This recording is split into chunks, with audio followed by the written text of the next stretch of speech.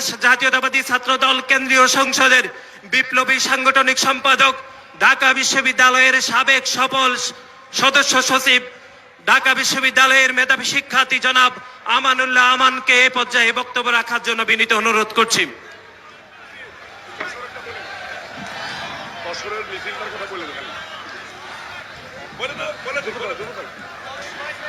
যশোর জেলা স্বেচ্ছাসেবক দলের একটি বিশাল মিছিল এসেছে। অমিত বাহিনীতে সবাইকে ধন্যবাদ। বিসমিল্লাহির রহমানির রহিম। ঐতিহাসিক খুলনার সার্কিট হাউস মাঠে জাতীয়তাবাদী ছাত্রদল, যুবদল এবং স্বেচ্ছাসেবক দলের আয়োজনে আজকের এই তারুণ্যের রাজনৈতিক অধিকার প্রতিষ্ঠার সমাবেশের সংগ্রামী সভাপতি, ছাত্র দলের বিপ্লবী সভাপতি রাকিবুল ইসলাম রাকিব প্রধান অতিথি হিসেবে উপস্থিত হয়েছেন। মজলুম জনতা বিএনপির জাতীয় স্থায়ী কমিটির সম্মানিত সদস্য জনাব সালাউদ্দিন আহমেদ সহ জাতীয় নেতৃবৃন্দ সমবেত উপস্থিতি সবাইকে আমার ব্যক্তিগত পক্ষ থেকে এবং কোটি তারুণ্যের প্রাণের স্পন্দন বিএনপির ভারপ্রাপ্ত চেয়ারম্যান, আগামী বাংলাদেশের অনিবার্য নেতৃত্ব তারেক রহমানের পক্ষ থেকে সংগ্রামী অভিনন্দন এবং শুভেচ্ছা। প্রিয় উপস্থিতি, মানব জীবনের সবচেয়ে গুরুত্বপূর্ণ সময় তারুণ্য। এই তারুণ্য অসম্ভবকে সম্ভব করে দুর্বার গতিতে অন্যায়ের বিরুদ্ধে প্রতিরোধ করে তোলে।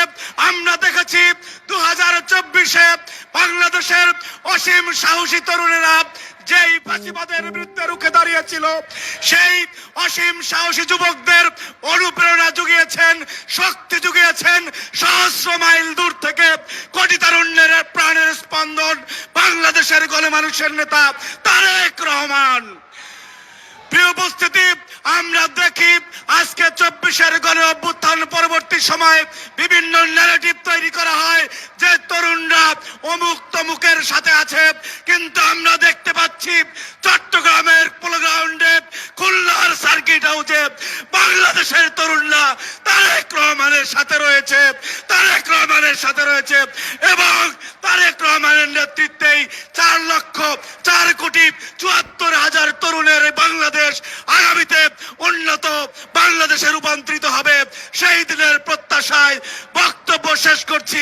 জাতীয়তাবাদী ছাত্রদল জিন্দাবাদ। শহীদ রাষ্ট্রপতি জিয়াউর রহমান বীর উত্তম অমর হোক। বাংলাদেশের আপসীন দেশনেত্রী বেগম খালেদা জিয়া জিন্দাবাদ। আগামী বাংলাদেশের অনিবার্য নেতৃত্ব তারেক রহমান জিন্দাবাদ। আসসালামু আলাইকুম।